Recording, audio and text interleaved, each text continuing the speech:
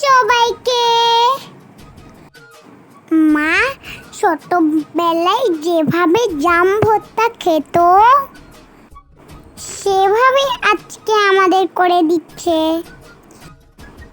এই যে গ্লাসে নিয়েছে জাম, নিয়েছে মরিচগুলো ও লবণ আর একটু সরিষা তেল, উপরে একটা কাগজ দিয়ে ঢেকে দিল আর একটু নাড়াচাড়া করে নিল। তারপর কি সুন্দর সব মিক্স হয়ে গেছে, দেখেছেন? আমি এইভাবে আগে কখনো খাইনি। তা গাছের পাতা নিল। ভাইয়া আমাকে জাম ভর্তা দেওয়ার জন্য।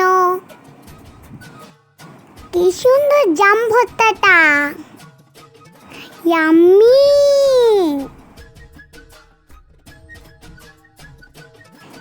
টাটা সবাইকে, সবাই ভালো থাকবেন।